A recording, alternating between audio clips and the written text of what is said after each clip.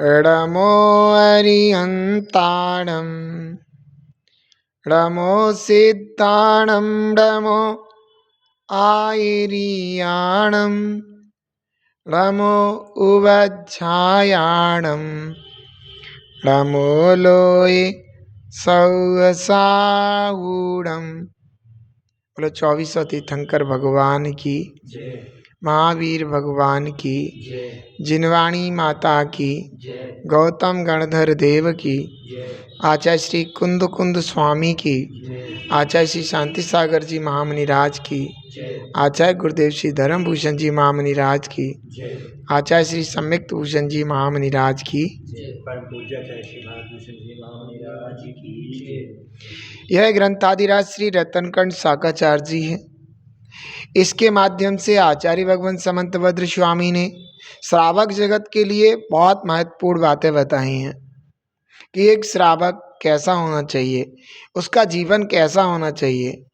श्रावक के जीवन में सबसे महत्वपूर्ण बात रखती है, सबसे महत्वपूर्ण बात होनी चाहिए सम्यक दर्शन, क्योंकि सम्यक दर्शन होते ही उसको धर्म होगा, ज्ञान सम्यक ज्ञान होगा, चारित्र सम्यक चारित्र होगा। अगर सम्यक दर्शन नहीं है तो वह धर्म के नाम पर बिल्कुल थोता है, अर्थात कोई धर्म नहीं है। और सम्यक्त्व के अभाव में कितना ही ज्ञान हो जाए वह सम्यक ज्ञान नहीं है, कितना ही चारित्र हो जाए वो सम्यक चारित्र नहीं है। ये बात वहाँ तक बताई है कि जिनेंद्र भगवान ने जैसा धर्म कहा है, जैसा ज्ञान कहा है, जैसा चारित्र कहा है, व्यवहार रूप से उसे अपना भी लिया जी, लेकिन वास्तव में सम्यक्त्व के अभाव में, सम्यक दर्शन के अभाव में वह सब स्वर्ग का कारण तो हो सकता है, 9वें ग्रेविक तक का कारण हो सकता है मुनि बन करके, लेकिन मोक्ष का कारण नहीं हो सकता, सच्चे सुख का कारण नहीं हो सकता। तो वही इस 32वें श्लोक के माध्यम से बता रहे हैं। विद्यावृत्तस्य संभूति स्थिति वृद्धि फलोदया न संत्यसति सम्यक्ते बीजाभावे तरोरिव। आचार्य भगवान कहते हैं कि एक उदाहरण देके समझा रहे हैं कि बीज अभावे तरो, जैसे बीज के अभाव में बीज ना हो तो जो तरु अर्थात वृक्ष हैं उन वृक्षों की संभूति स्थिति वृद्धि फलोदया न संति।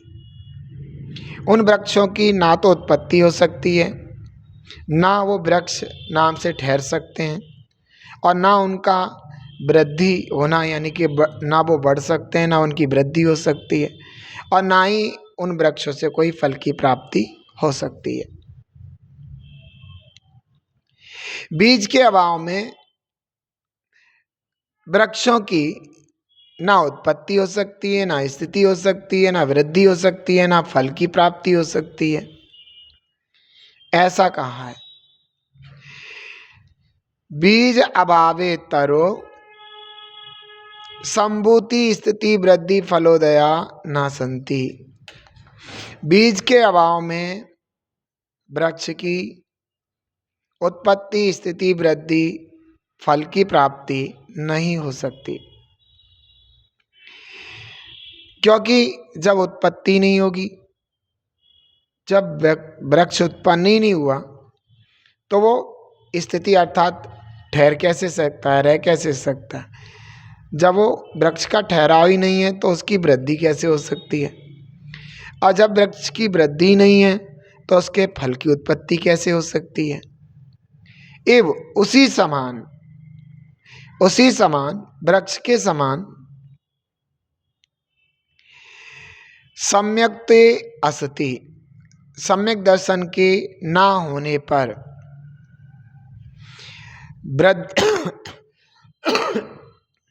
विद्या वृत्तस्य, सम्यक ज्ञान और सम्यक चारित्र की,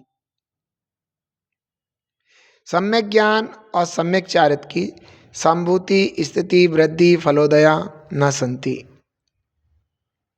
उत्पत्ति स्थिति वृद्धि और उसका फल स्वरूप मोक्ष के फल सच्चे सुख की प्राप्ति न संति, नहीं हो सकती। अगर सम्यक दर्शन नहीं है, सम्यक असति, अगर सम्यक दर्शन नहीं है तो सम्यक के ना होने पर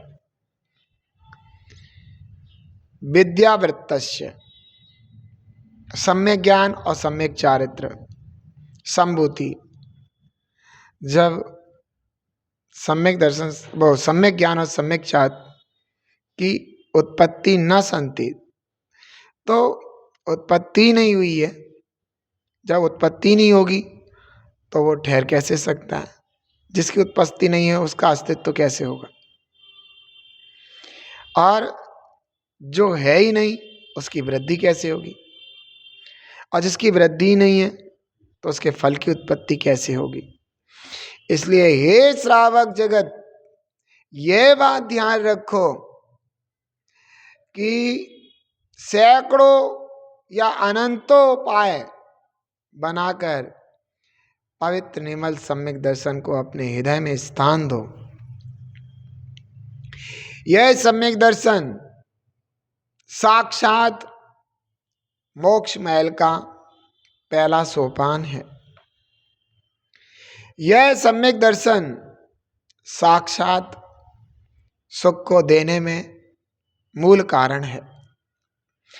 यही वह सम्यक दर्शन है जिसका आश्रय लेकर के तीर्थंकर, चक्रवर्ती, नारायण, प्रतिनारायण आदि महापुरुषों के पदों की प्राप्ति होती है।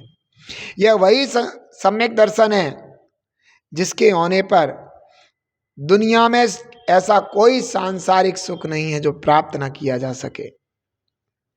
यह वही सम्यक दर्शन है जिसके होने पर संसार से विचित्र, संसार से भिन्न, संसार के दुखों से रहित परम सुख की प्राप्ति होती है।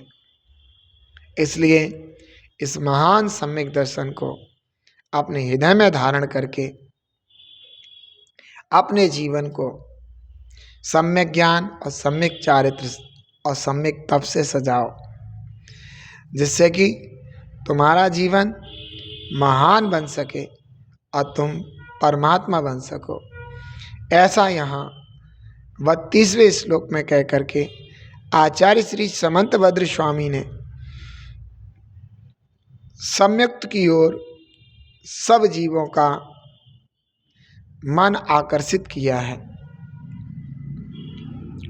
वे ये कहना चाहते हैं कि जिस जीव के जीवन में सम्यक्त है, वास्तव में उसी जीव ने वास्तविक उपलब्धि की प्राप्ति की है, और जिस जीव के जीवन में सम्यक्त तो नहीं है, उस जीव ने संसार के घोरतम दुखों को प्राप्त किया है। सो तुमने बिना सम्यक्त के अब तक जितने दुखों को प्राप्त किया है, अब तुम सम्यक्त को धारण करके परम यानी कि सांसारिक सुख के साथ साथ परम सुख को प्राप्त कर लीजिए। यही भावना समंतभद्र स्वामी की रही है। इति शुभम।